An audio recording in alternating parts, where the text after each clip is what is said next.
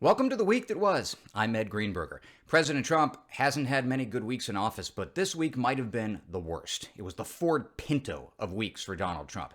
The Supreme Court handed down not one, but two gigantic decisions that struck down controversial Trump administration efforts.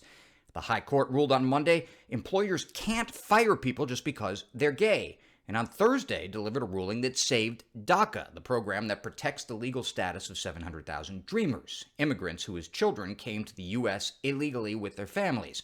Those decisions are a Mia Khalifa-like blow to President Trump. And the worst part for him is who actually wrote the decisions. Chief Justice John Roberts, a conservative, wrote the DACA decision, and it was Justice Neil Gorsuch, a Trump appointee, who wrote the LGBT decision. That stings like a murder hornet for the president, who hailed Gorsuch as a conservative beacon, which he is, but that's not much comfort right now for Trump and his supporters. Here's how the president reacted on Twitter. Do you get the impression that the Supreme Court doesn't like me? Yes, and they're not the only ones. I don't think he's fit for office. I don't think he has the competence to carry out the job. That's Trump's former national security advisor, John Bolton, talking exclusively to ABC News' Martha Raddatz about his new book, The Room Where It Happened. That book, which a federal judge cleared the way for this week after a legal challenge from Trump, paints the president as a half-cocked lone wolf of a doofus who thinks Finland is part of Russia and is obsessed with delivering Elton John CDs to the world's most disgusting murderous dictator. Those aren't jokes. That's actually what Bolton says in his book. In other words, Trump isn't really much different than a rambling sidewalk junkie. He's basically the keymaster. I am Vince Clortho, keymaster of Gozer. Volga Sildro, Lord of the Sabulia. Are you the gatekeeper? By the way, are John Bolton's fingers surgically attached to his glasses? I don't think I've ever seen a photo of him that didn't look like this one. Want proof? Diamonds, daisies, snowflakes, that girl, chestnuts, rainbows, springtime, is that girl, she's tinsel on a tree, she's everything that every girl should be, sable, popcorn, white wine, that girl, gingham, bluebird, Broadway, is that girl. That girl is the Roy Hobbs of manual eyeglass adjusting. He's the greatest there ever was. As if all this bad news for Trump wasn't enough, we also had RampGate. Last Saturday, the president's walk down a lightly sloped ramp after his West Point commencement speech threw his critics into a tizzy. That was just moments after Trump needed to use his left hand to help push a water glass up to his mouth. Look, the guy's 74 years old. Nobody expects him to be in the prime of health, but we should expect our president to be honest about it, especially in an election year. Remember the last time a U.S. president lied about his health? It dominated an entire season and nearly cost Jed Bartlett re-election. By the way, these Trump writers might be even better than Aaron Sorkin. I don't remember Sorkin coming up with anything as good as "President completely ignores worst pandemic in decades, leading to the deaths of tens of thousands of Americans." That's some all my children level storytelling right there.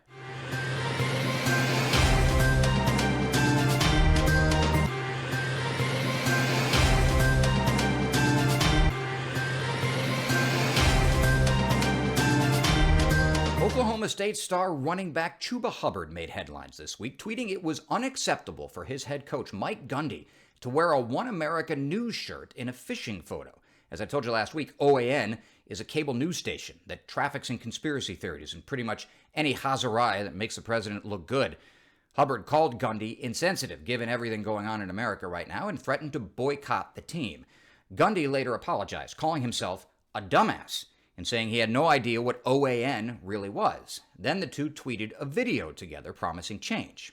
From now on, we're going to focus on bringing change, and that's the most important thing. I was fortunate enough to have a conversation with Coach Mike Gundy earlier today. Let's take a look.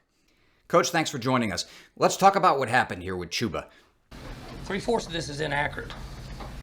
What? 3/4 of what is inaccurate? This article right here. What article? It was a tweet. You were wearing the OAN shirt, remember? That's not true! But you're in the photo, Coach. You've already apologized for it. And why aren't you looking into the camera? If you have a child someday, you'll understand how it feels. I do. I have 2 children. And he's a good kid. No, 2 kids. I have two, but they're girls, and they're definitely not good, especially the younger one. Whoo boy. Are you kidding me? Where are we at in society today? Well, she's not that bad. I mean, sometimes when she loses at badminton, she comes after me with her racket. Come after me! I'm a man! Hey, I'm a man. Kind of. I do like movie musicals and shopping. I'm 40! No, you're not. You're 52. I just read your Wikipedia page. I'm a man! Without conviction. I'm a man! Who doesn't know? That's not true! So get your facts straight. You get your facts straight, Gundy! That's all I got to say. Makes me want to puke. Okay, well, I want to thank Oklahoma State head football coach Mike Gundy for joining me on the show. I have done a lot of sports interviews in my career, and that was one of them. That's the week that was. Thanks for watching. Don't forget to subscribe to my channel by clicking on the circle, like this video, and share it. Plus, check out my other Week That Was videos. I'm Ed Greenberger. Stay safe and healthy. We'll see you next week.